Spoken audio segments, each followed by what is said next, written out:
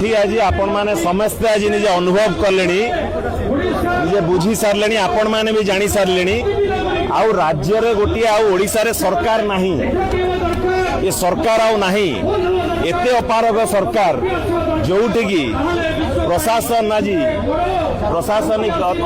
कार्यक्रम संपूर्ण भाव में ठप हो जाइए विफलतार चरम सीमार आज पहुंची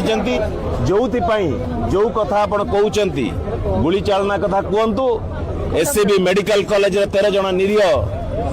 पेसेंट कर मृत्युवरण कथा कहतु आज जेभली भाव में घटना पर घटना घटी चली ये सरकार तार अपरागतार परिचय दौची बारंबार तेणुक आज विरोधी दल आज मिलित भाव आज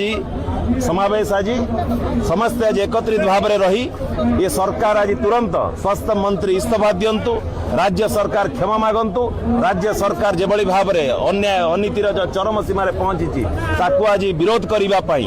आज समस्त नेतृवृंद आज एकत्रित होती आज आपण मैंने देखुवे समस्त विरोधी दल आज एकत्रित भाव में रही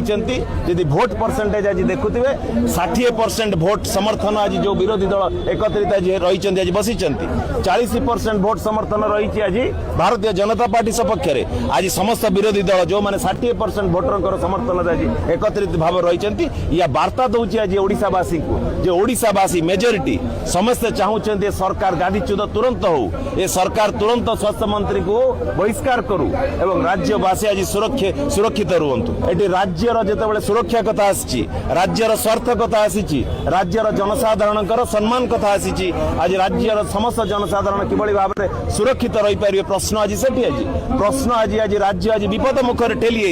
स्टेट गोटे इमरजेंसी सिचुएशन भली लगुच जो आज समस्त आज पुलिस स्टेशन देखिए भारतीय जनता पार्टी कर्मकर्ता समस्त से भाव में कार्यक्रम करुँच भारतीय जनता पार्टी ऑफिस पलटि आज police station tehsil office block office collector office to नहीं सेक्रेटेरिएट पर्यंत आपण सबु जगह देखिए भारतीय जनता पार्टी ऑफिस पलटि जाइए बंधुगण जो राज्यवासी आज असुरक्षित राज्यवासी स्वार्थ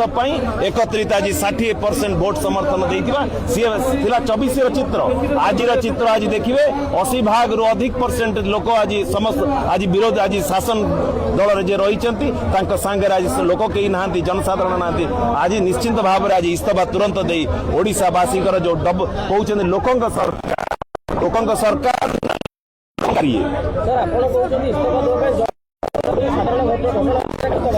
जदि किए कौन ये मंतव्य देवे मुझे निवेदन करी नम्रतार सहित ये ओडिशावासी सुरक्षा ओडिशावासी मंगल आमर दलर नेता प्रिय नेता श्री नवीन पट्टनायक महोदय सबु बेले कही आसी प्रत्येक जीवन आम मूल्यवान तेणुक 13टी जीवन निरीह जीवन कौन सी दोष तांकर नथिला चिकित्सा हाँवाई आसी यदि ये व्यवस्था आज एससीबी मेडिकल कॉलेज रे देखा दौची बंधुगण ये साधारण लोकंकर निश्चिंत भाव में विश्वास भरोसा भांगी जाइए सरकार उपरे।